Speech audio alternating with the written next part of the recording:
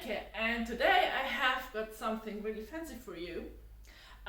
You maybe have heard of Aztec dance, the dance that's mostly danced in Mexico City by the Native American people that are living there, but you can see Aztec dance also at powwows, at modern powwows, because of a lot of dance groups are traveling throughout North America and do their shows and do their dances also in the north. These headdresses are very large, and you maybe wonder how it works that these headdresses are transported and how the people handle this. The basic idea of is very simple. This is a headband. This is flexible. You can see it here. It's worn like this. And this headband here is beaded. So you see the beadwork, and from the back you see also beadwork like this here, and you see something else. These are the feathers are normally just in further dances, and they can all taken away and transported separately from the headdress. This design here, this is 3 circles, but they can also be 4 circles of leather, not too thin leather, you can see here. And these discs are put together, sewn together, not until in the middle, but they here you have small pockets inside. You see this? These are 3 discs of leather sewn together, and in these pockets the feathers are put in. They are simply just put in. If you bundle these feathers and they are not loose anymore, then everything is strong and you can dance with it without losing the feathers. The same we have on another kind of headdress. That's the same idea behind. You see here also just a strip of leather that's sewn, forming these little pockets, and just put in the feathers until it's very strong, so you can't lose them, and then it's rolled. I have got another headdress for you here, and this is not flexible anymore. This headdress, it's not finished, you see, but it has a foundation of this leather. This is a very heavy leather. They're just bits and pieces from the saddlery, and it gives this circle, and then here's a cross inside. You see that it's giving the structure. Iroquois gustoves are made in a similar way, but just with wood. And then this, I was a bit lazy. This round thing here is normally when you play with dices. I was too lazy, but sewn on, and then you have the bundle here, and simply can put in everything until it's fixing. You can also put again feathers here until it's very strong inside. You see this? No. So you see this. You normally wouldn't turn upside down, but it's strong. Yeah. For the dance, it's strong. Now I was a little bit wild. Show effect. Then I added on this headdress, these parts are appliqué leather, you see here, but it can be everything. It can be also taxidermy animals, animal skins, animal heads. It can also be paper mache or whatever, even plastic skulls are used for this. I mean, we are living in a modern world, and the Native Americans are using modern things too. On the back, I used something here fixed on this frame. This is also a piece of leather you see here on the other side here, and it's sewn on this foundation strip from the basic headdress you see here, and then here is another strip of leather sewn together as these little pockets here you see, and it's fixed here and here and here, so that it's strongly fixed on this foundation, on this heavy leather foundation. I learned to make these headdresses. So I had asked simply some Aztecs, a dance show that was here, if they could show me how their headdresses were made. So that's where I learned it. You have these pockets, and then simply these feathers are put in. Normally you take, it needs a little bit of time to put these headdresses together. Nope. And normally you take each feather by their own. Show effect is always something, everything goes wrong. Here I have made something, my feathers are normally second-hand feathers, because they are very expensive. So here the stems were not really good anymore, so I put in some sticks made from wood or bamboo.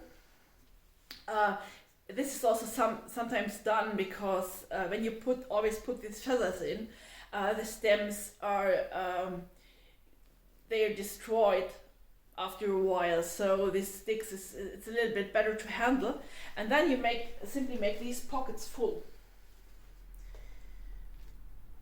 This is another feather, and you start normally in the middle and then go to the sides because it's simpler to reach, and it needs time. It needs time until you fill in properly these little pockets with feathers. It needs a lot of feathers. You can also do variations. It's not just these pheasants, it can be whatever. Normally also marker is used, and also this pheasant, and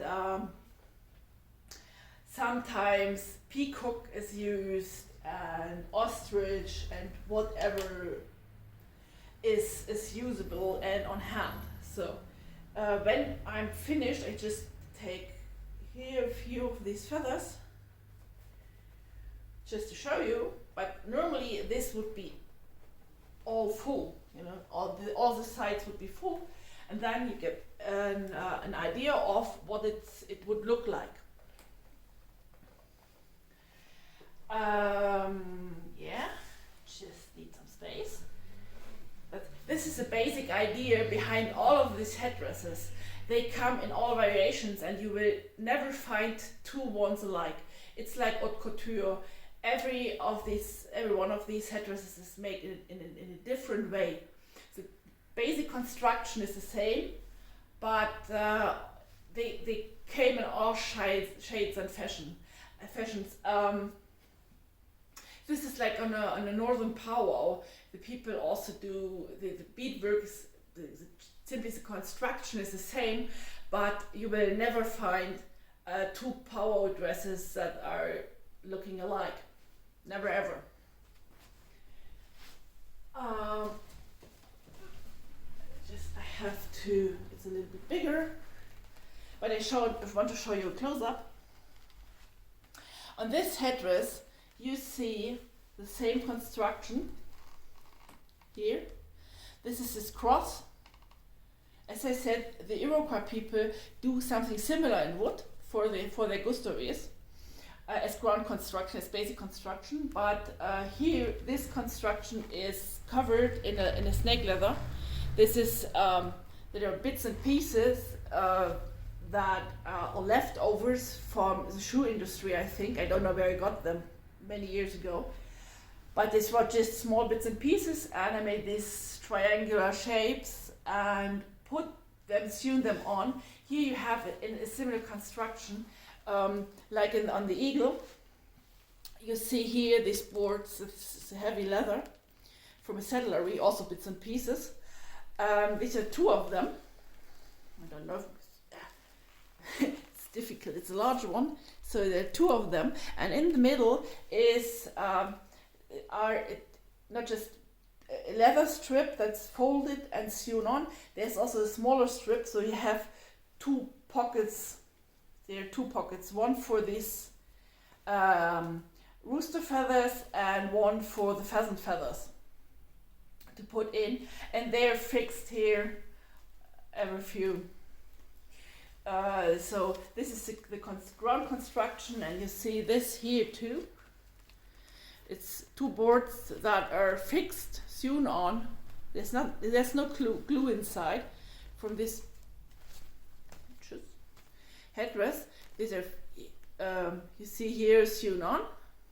These boards from the sides. No, it's bad. And also with these triangular shapes of the snake leather, the covering. Yeah. On the front, I had also sewn on a mask that I found on the flea market.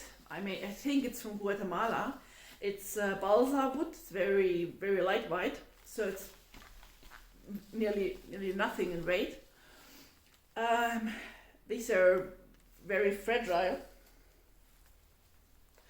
because of this balsa wood. But as I said, everything is used from taxidermy to whatever, even plastic skulls.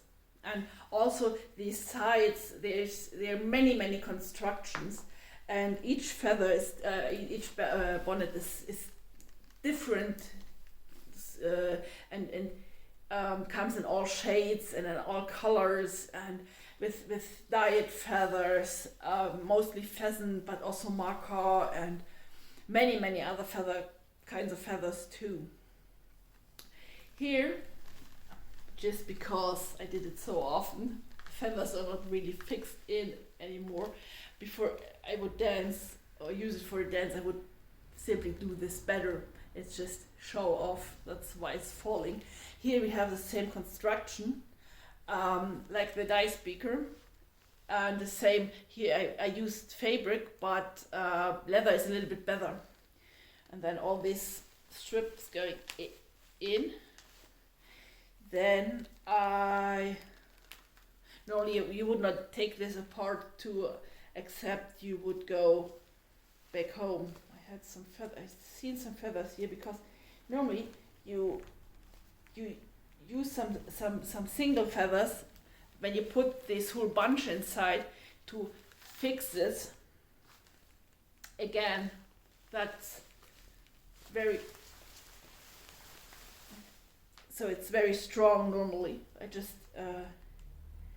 had taken it off and up and down for showing it here, so I was not very serious in putting things in. But it's very strong. When you fill all these pockets until nothing can fall out again, this is very strong. This construction is very strong, and you can take it apart when the people are going back home. Then everything can be taken off here. Like here you see the pockets under this. Yeah, and that's as they are transported. The feathers are also laid together, bundled and wrapped, and then you can take it home easily. So then we have here also the same construction with the leather strip and the sewn in pockets. These are for the shoulders. Yeah.